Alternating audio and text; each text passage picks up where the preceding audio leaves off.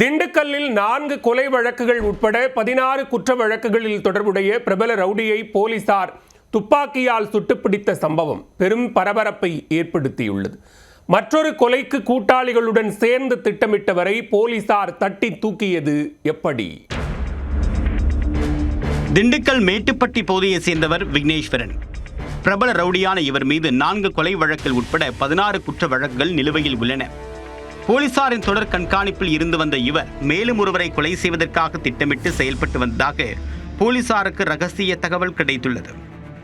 குற்றச்செயலை முன்னெச்சரிக்கையாக தடுக்கக்கூடிய விதமாக போலீசார் அவரை தங்கள் கட்டுப்பாட்டில் எடுக்க முடிவு செய்தனர். அதன்படி திண்டுக்கல் நகர் டிஎஸ்பி கார்த்திக் தலைமையிலான போலீசார் சவேரியார் பாளையம் அருகே உள்ள விக்னேஸ்வரன் வீட்டுக்கு சென்றனர். அங்கு சென்று விசாரணை நடத்திய போலீசார் காவல் நிலையத்திற்கு வருமாறு அழைத்துள்ளனர். ஆனால் போலீசாருடன் செல்ல மறுத்து கடும் வாக்குவாதத்தில் ஈடுபட்டுள்ளார் விக்னேஸ்வரன். ஒரு கட்டத்தில் ஆத்திரம் தலைக்கேறிய அவர் வீட்டிற்குள் சென்று மறைத்து வைத்திருந்த அரிவாளை எடுத்து வந்து எஸ்ஐ ஜான்சனின் இடது கையில் வெட்டிவிட்டு தப்பி ஓட முயன்றிருக்கிறார். அப்போது சுதாரித்துக் கொண்ட டிஎஸ்பி கார்த்திக் தற்காப்புக்காக தன்னுடைய துப்பாக்கியால் விக்னேஸ்வரனின் வலது கால் முட்டியில் சுட்டுள்ளார். தோட்டா முட்டியை துளைத்ததில் நிலை குலைந்து சுருண்டு விழுந்த விக்னேஸ்வரன் சற்று நேரத்தில் மயங்கினார். அவரை உடனே மீட்ட போலீசார் திண்டுக்கல் அரசு மருத்துவமனைக்கு கொண்டு சென்று அனுமதித்து சிகிச்சை அளித்து வருகின்றனர்.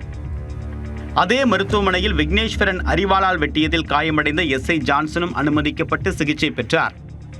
இதனிடையே விக்னேஸ்வரனுடன் சேர்ந்து கொலை திட்டத்தை தீட்டி வந்த அவருடைய கூட்டாளிகளான டெல்லி முருகன் மற்றும் லோகநாதன் ஆகியோரை போலீசார் தட்டி தூக்கி உள்ளனர். தொடர்ந்து 2 பேரிடமும் தெற்கு காவல் நிலையத்தில் போலீசார் விசாரணை மேற்கொண்டு வருகின்றனர்.